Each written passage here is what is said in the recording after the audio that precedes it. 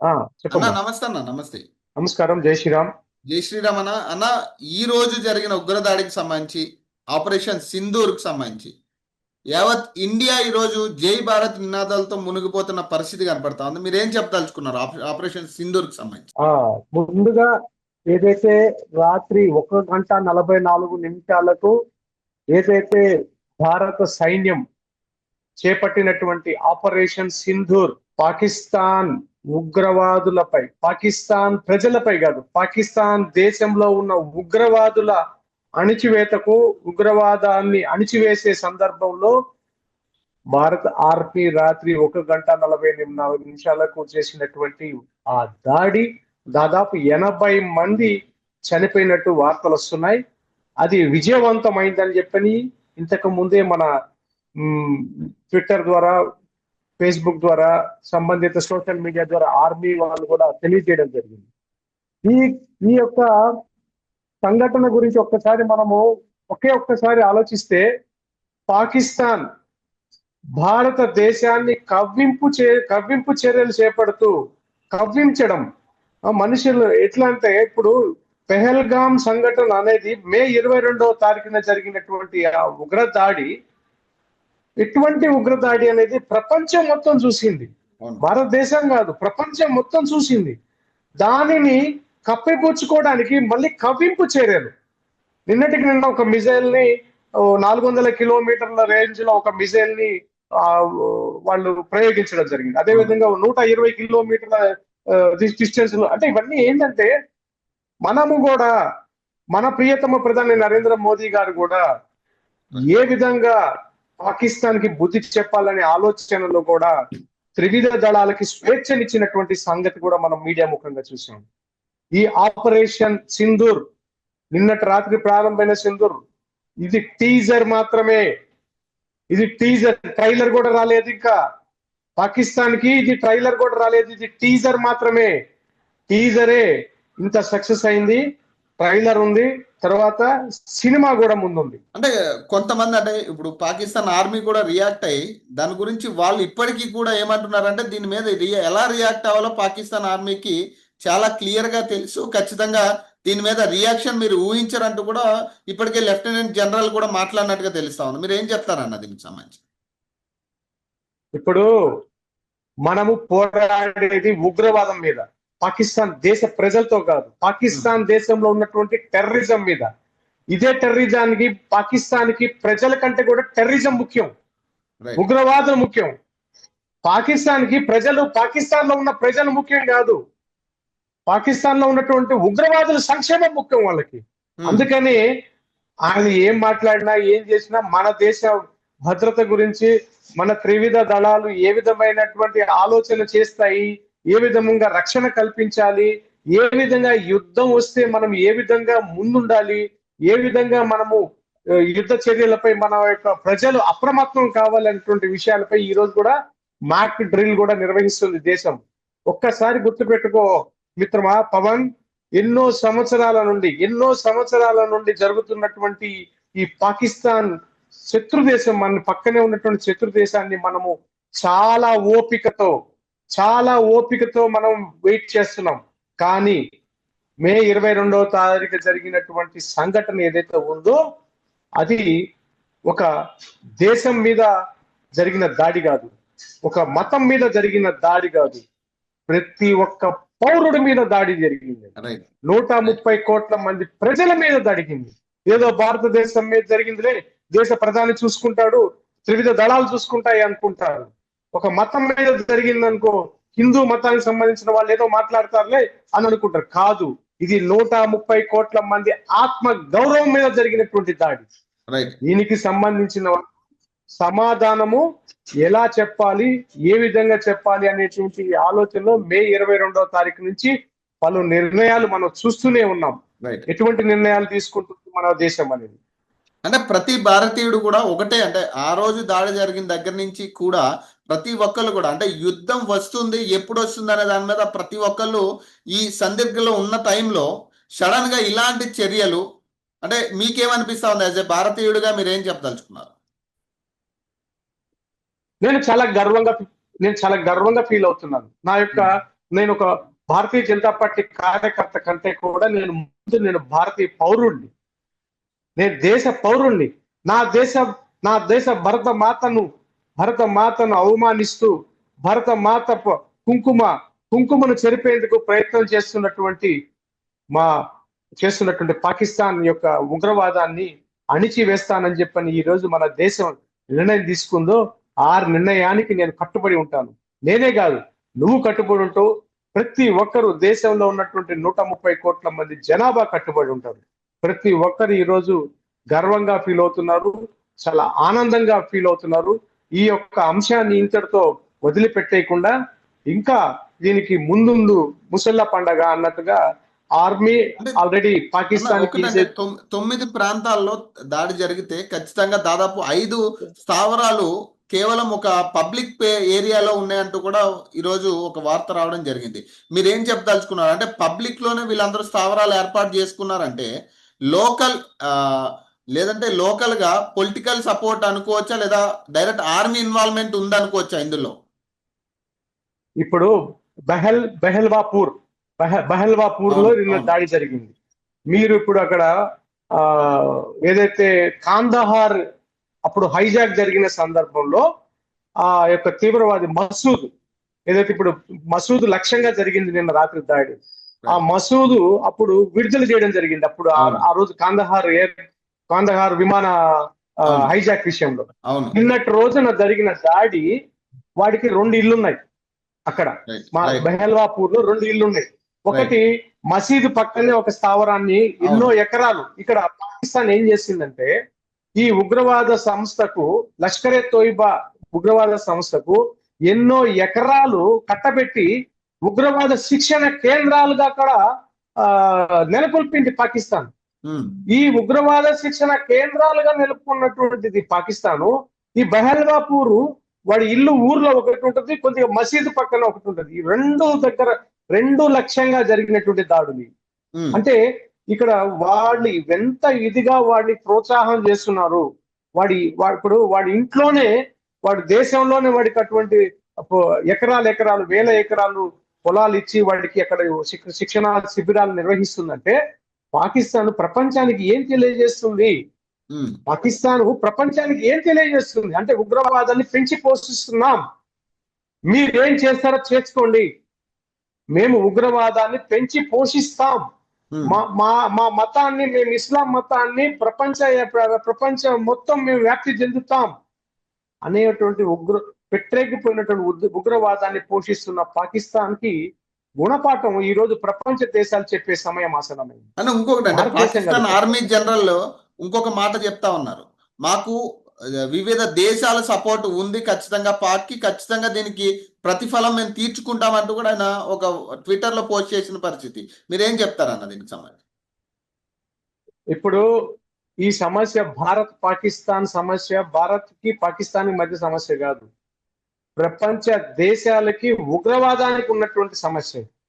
ఈ రోజు మోదీ గారు ఈ యొక్క ఉగ్రవాదాన్ని అణిచివేసే ప్రక్రియలో ప్రపంచ దేశాలకు సంబంధించి అన్ని ఉగ్రవాదానికి వ్యతిరేకంగా దేశాలు అందరి మద్దతు కూడగట్టుకొని నిన్న రాత్రి అటాక్ చేశాడు.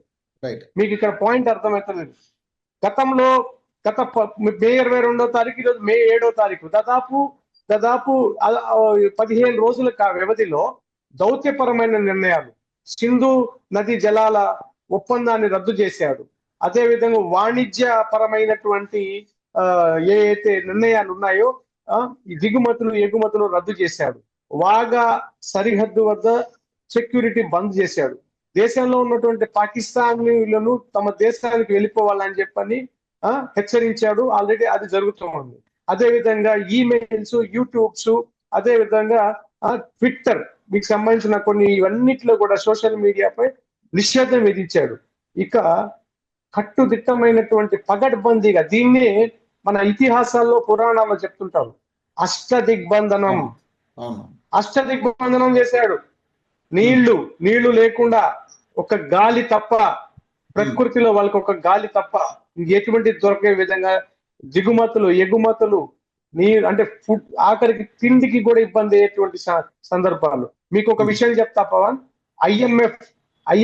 ప్రపంచ IMF రుణం ఇవ్వబోతుంది. రైట్. $7.8 బిలియన్ పాకిస్తాన్కి ఇవ్వబోతుంది. ఆ రుణం ఈ మే మంత్ ఎండింగ్ కి ఆ యొక్క నిర్ణయాన్ని తీసుకోబోతుంది. దానికి సంబంధించి మన భారత ప్రభుత్వం IMF కి సూచించినటువంటి విషయం ఏంటంటే,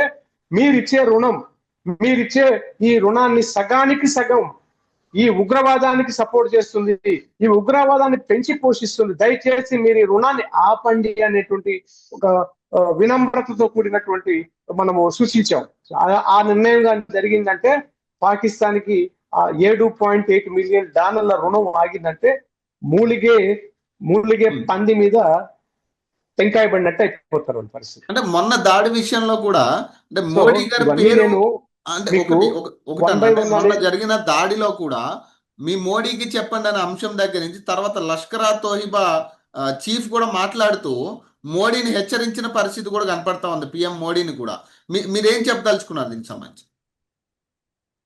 దీనికి సంబంధించి వాళ్ళకి ముఖ్యమైనటువంటి ఇబ్బంది ఏంటంటే, ఒకే దేశంలో 2 రాజ్యాంగాలు, 2 జెండాలు, 370 ఆర్టికల్ ని ప్రతిష్టాత్మకంగా మోదీ ప్రభుత్వము లిఫ్ట్ చేసి జమ్మూ కాశ్మీర్ లో ఒక ప్రశాంతత వాతావరణాన్ని నెలకొల్పి ఇప్పుడే ప్రపంచంలో ఒక పర్యాటక కేంద్రంగా పర్యాటకులు ఆసక్తిగా విచ్చేస్తూ ప్రశాంతమైన వాతావరణంలో జరుగుతున్నటువంటి ఈ సందర్భంలో అదే విధంగా వక్ బిల్ ని తీసుకొని వచ్చి వక్ బోర్డుకు సంబంధించినటువంటి కొన్ని కీలకమైనటువంటి మార్పులు జరుగుతున్నటువంటి ఈ సందర్భంలో వారికి అవగాహన అర్థమైపోయింది. ఇక్కడ మనము ఎంత పేషెన్స్ గా ఉన్నా ఊరుకునేది లేదు, ఖచ్చితంగా ఏదో ఒకటి చెయ్యాలని చెప్పని దేశంలోకి రాలేక దేశంలోకి వస్తే వాళ్ళకి ఎటువంటి సమాధానం దొరుకుతుందో తెలుసు కాబట్టి POKకి దగ్గరలో ఉన్నటువంటి పెహల్గాం బైరసన్ వ్యాలీని వాళ్ళు సెలెక్ట్ చేసుకొని పర్యాటకుల మీద, అది కూడా మీరు బాగా చూడండి, వాళ్ళు చెప్పిన మాటలు వినండి. ప్యాంటు విప్పి నువ్వు హిందువా కాదా అని చెప్పి మతం మీద దాడి చేసి, అదే విధంగా మమ్మల్ని కూడా చంపేయండి అని అంటే మహిళలు వేడుకుంటే, లేదు నువ్వు పోయి మీ మోదీకి చెప్పుకో అనేటువంటి వార్త. అదంతా ఏంటంటే దేశం మీద ఒక దాడిగా మోదీని ప్రత్యేకంగా ప్రియతమ ప్రధాని నరేంద్ర మోదీ గారిని టార్గెటెడ్ గా, అంటే మోడీ గారు ఏం చేస్తున్నారు, వివిధ రకాలుగా దేశంలో ప్రశాంతత వాతావరణాన్ని నెలకొల్పే విధంగా దేశంలో ఉన్నటువంటి ముస్లిం మైనారిటీలు కూడా ఈ రోజు పాకిస్తాన్ కి వ్యతిరేకంగా మాట్లాడుతున్నారు. ఆ విధంగా ఈ రోజు మోదీ గారు తీసుకొచ్చారు. అంటే వాళ్ళకి అక్కడ అనిపిస్తుంది, అరే మనకున్నటువంటి సపోర్ట్ ఉన్నటువంటి పాకిస్తాన్ లో ఉన్నటువంటి ముస్లిం వర్గాలు ఈ రోజు మనకే వ్యతిరేకం అవుతున్నారంటే మోడీ ఎంత మాత్రం చేస్తున్నారో అర్థం చేసుకోండి. పాయింట్ అర్థమైందా? ఇక్కడ ఉన్నటువంటి MI పార్టీ కానీ ఇంకొక కొన్ని ముస్లిం పార్టీలు ఈ రోజు దేశ భద్రత విషయంలో మోడీ గారు తీసుకున్న నిర్ణయం విషయంలో సంతోషంగా హర్షిస్తున్నారు. పాకిస్తాన్ పై యుద్ధం చేయండి అని చెప్పి పాకిస్తాన్ ఉగ్రవాదాన్ని అణచివేయండి అంటే వాళ్ళకి ఇక్కడ పట్టు కోల్పోతున్నటువంటి సందర్భంలో తిరిగి పట్టు తెచ్చుకోవాలనే ఉద్దేశంతో చేసినటువంటి దాడి అది. ఆ దాడి వాళ్ళ గుంతలో వాళ్ళే పడ్డారు. అది తీసుకున్న నిర్ణయం ఎటువంటి నిర్ణయం అంటే మళ్ళీ నిద్రపోతున్నటువంటి సింహాన్ని రెచ్చగొట్టినట్టే. ఈరోజు మన భారతదేశాన్ని సింహంగా నిద్రపోతున్నటువంటి సింహం అనుకున్నారు, అది నిద్రపోయే సింహం కాదు, గర్జించే సింహం అనేటువంటి ఇప్పుడు మనం తెలియజేయబోతున్నాం. ఇంకొకటి అంటే యుద్ధమే శరణం అయితే ఖచ్చితంగా ఎలా ఉండబోతుంది, యుద్ధ ఛాయలు ఎలా ఉండబోతున్నాయి? ఈ రోజు కూడా మాక్ డ్రిల్ నిర్వహించే పరిస్థితి చూస్తా ఉంటే ఖచ్చితంగా యుద్ధం వస్తుంది అనే ఆలోచన అందరికీ ఉంది. మీరేం చెప్పదలుచుకున్నారు? ఇప్పుడు యుద్ధం వస్తుందా యుద్ధం రాదా అనేది పక్కన పెడదాం. ఫస్ట్ మనము ఉగ్రదాడిని ప్రతిదాడిగా మన మీద జరిగినటువంటి ఉగ్రదాడికి దాడి ఇవ్వాలా లేదా, ఇచ్చామా లేదా, ఉగ్రవాదుల్ని చంపామా లేదా. సో దానికి పాకిస్తాన్ తో ఇటువంటి ఇప్పుడు మనం చేసినటువంటి దాడి మీద పాకిస్తాన్ ఏ విధంగా స్పందిస్తుంది, మన మీద ఏ విధంగా ప్రతిదాడి చేస్తుంది, దానికి ఆ దాడిని తిప్పికొట్టే యత్నం మనం చేయాలి. తిప్పికొట్టే యత్నంలో తిరిగి మనం సంసిద్ధంగా ఉండాలి. మనోధైర్యంతో ఆర్థికంగా మనం ఏ విధంగా ఉన్నాం, వాళ్ళు ఏ విధంగా ఉన్నారు. ఇప్పుడే అమెరికా కూడా రెస్పాండ్ అయింది. అమెరికా ఏమని రెస్పాండ్ అయింది? మీరు మీరు పాకిస్తాన్ మీద ఉగ్రవాదం మీద చేసినటువంటి దాడి గురించి సమర్థించినట్టే మాట్లాడేది, వ్యతిరేకించినట్టే మాట్లాడలేదు. అవును, మీరు ప్రతిదాడి చేస్తే అది మీకే నష్టం.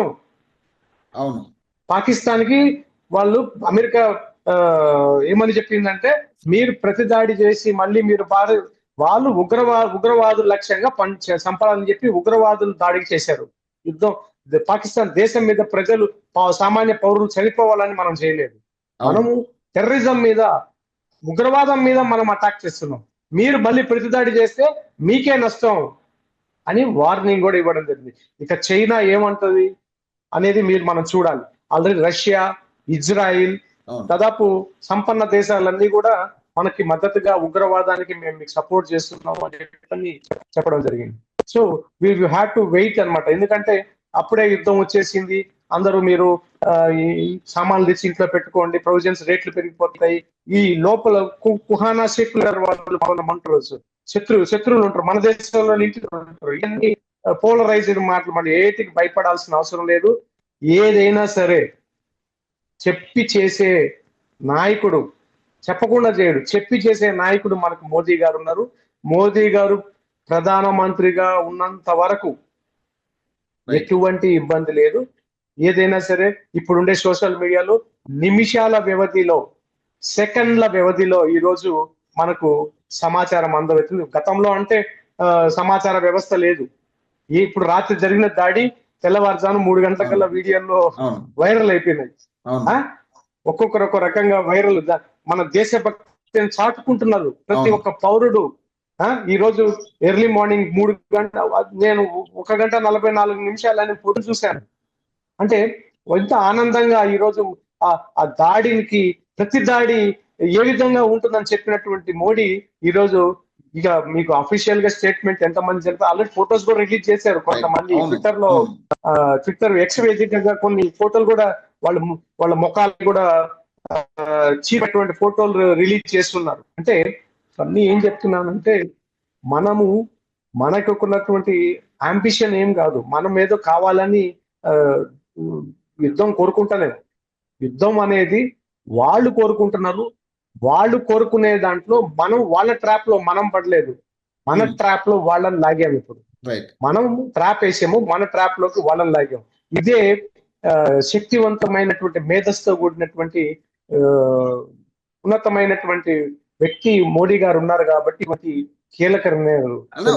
ఒక ఫైనల్ క్వశ్చన్ అంటే మీరు అంటున్నారు కదా, మార్నింగ్ మీరు విజువల్స్ చూశారని చెప్పి, మీరు ఆ విజువల్స్ చూడగానే, ఆ వార్త చూడగానే మీ ఫస్ట్ రియాక్షన్ ఏంటి? నేను మొట్టమొదటిగా నా మనసులో ఒక్కటే అనిపించింది, మనము ఏ పని చేసినా ఎలా చేసిందని కాదు, ముందు శత్రువుకి ఈ రోజు విజువల్ గురించి కాదు, ఈ రోజు పొద్దున విజువల్ పక్కన పెడితే, గత సింధు నది జలాల ఒప్పందాన్ని రద్దు చేసిన రోజే నేను నిర్ణయించుకున్నా.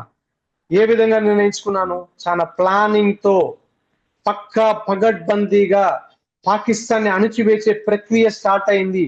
నువ్వు పవన్, నేను ఓపెన్ గా ఒక మీడియా జర్నలిస్ట్ గా అడుగుతున్నాను, భారతదేశానికి పాకిస్తాన్ కి సింధు నది జల ఒప్పందాల గురించి నీకు తెలుసా? తెలుసు. అంటే ఒక జర్నలిస్ట్ గా, నాకు ఒక రాజకీయ నాయకుడిగా, కామన్ పబ్లిక్ కి తెలుసా? తెలియదు. చాలా తక్కువ మందికి తెలుసు. ఆ సింధు నది జల ఒప్పందాలు అంటే మన దేశంలో 80% ప్రవహించే నదిని తీసుకొని పోయి పాకిస్తాన్ కి నీరు మళ్లించినటువంటి గొప్ప చరిత్ర కాంగ్రెస్ ప్రభుత్వం అని ఇప్పుడు ప్రజలకు అర్థం. అంటే నేను ఏమంటున్నా అంటే, ఇటువంటి దౌత్య సంబంధిత నిర్ణయాలపై ఈ రోజు ఒక ఆలోచన శక్తి చేసి వాటి మీద పగడ్బందీగా నిర్ణయాలు తీసుకోవడం అంటే ఎంత ధైర్యం ఉండాలి? ఎంత ధైర్యం ఉండాలి చెప్పండి. ప్రభుత్వానికి ఎంత ధైర్యం ఉండాలి? అది మినిస్ట్రీలో కూర్చొని అందరిని ఒప్పించి, ఇక్కడ ఎవరైనా వ్యతిరేకంగా మాట్లాడారా? లేదు. అంటే ఈ రోజు ఉదయం నేను ఆ విజువల్ చూసిన కంటే కూడా, సింధు నది జలాల ఒప్పందం రద్దు చేసిన రోజు, వాగా సరిహద్దు దగ్గర చెక్ పోస్ట్ దగ్గర క్లోజ్ చేసిన రోజు, ఖచ్చితంగా పాకిస్తాన్ కి బుద్ధి చెప్పేందుకు భారత ప్రభుత్వం, ప్రియతమ ప్రధాని నరేంద్ర మోదీ గారి ప్రభుత్వము సిద్ధమైంది. రైట్. థ్యాంక్ యూ అన్న. థ్యాంక్ యూ ఫర్ ద ఇది టైం. ఎంత దూరం వెళ్తుందో అనే దానికి మనము వెయిట్ చేయాలి. కొన్ని మనము మీడియా వేదికగా కూడా మాట్లాడకూడదు. అంటే నీకున్న ఆలోచన శక్తి ప్రకారం, నాకున్న ఆలోచన శక్తి ప్రకారం మనం కొన్ని మనం ఎక్కువ మాట్లాడకూడదు. రైట్. వెయిట్ చేయాలి. పేషెన్స్ ముఖ్యం. ఖచ్చితంగా ఉగ్రవాదాన్ని అణిచివేసేందుకు భారత ప్రభుత్వం ఖచ్చితంగా పగడ్బందీ చర్యలు చేపడుతుందని ఈ యొక్క ఆర్టీవీ ఛానల్ వేదికగా నేను మీకు తెలియజేస్తున్నాను. రైట్. థ్యాంక్ యూ అన్న. Thank you. జై శ్రీరామ్. భారత్ మాతకి జై. జై భారత్.